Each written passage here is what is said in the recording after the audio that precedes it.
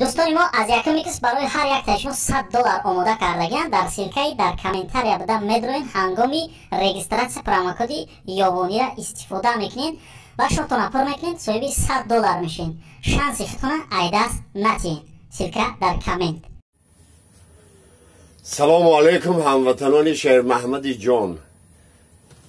یک قصه پیشنهاد شما میکنیم درباره دو جوره نخله یا توپاین یا نخله سلیشکم کریشا رفتگی. این به خاطر شما ردنایای شهر محمد جان.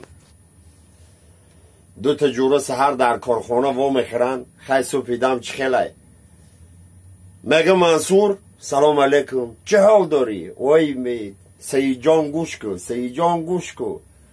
همیشه خواب دیدم. وای بله این خواه که خدا خودش نداره بنده نمیدونه. خواه دیدم کراچی براتن $1 لیمچه رفتم. $1 لیمچه نمیدونم چیکار کنم. ماشین دارم دچه دارم خیلی دزدن دارم کوارتیر دارم نمیدونم چیکار کنم.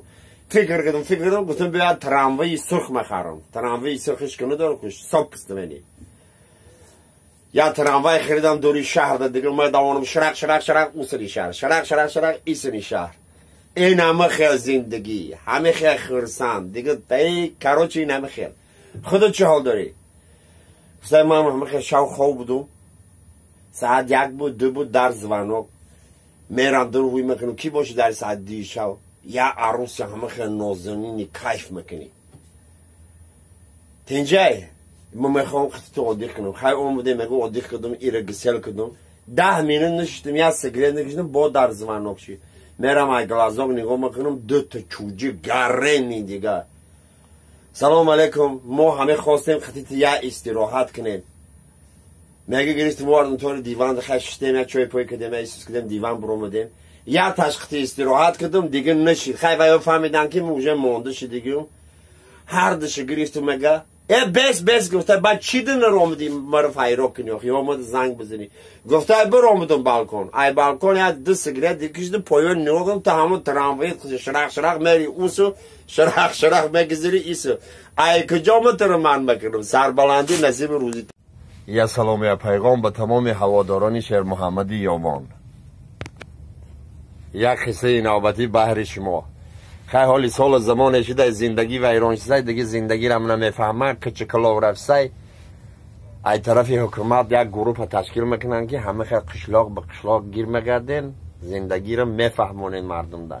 یکم قشلاق بدراین مردم خلق مردکار رو قطار میکنن 600 تا 700 تا خیلی قصه میکنن من زندگی و ایران شده روز به روز ساعت زندگی پسیده سه. کسی زنشو وجد میکنه کسی ایزنش میترسه کسی زنشو حرمت میکنه یک قدم پیش برویه شرق هم میرویه استراید یک آدم است دیگه یک خنوکی خدا خراوی قاق باران.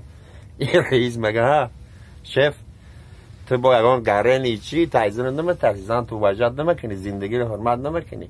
گفته هم اصلاوی شما دو من ریزایم نه که من ایزنم قدی قلاج میترسم به اجازت زنگ من یه شک پیش میمونم. شما چی گفته سید؟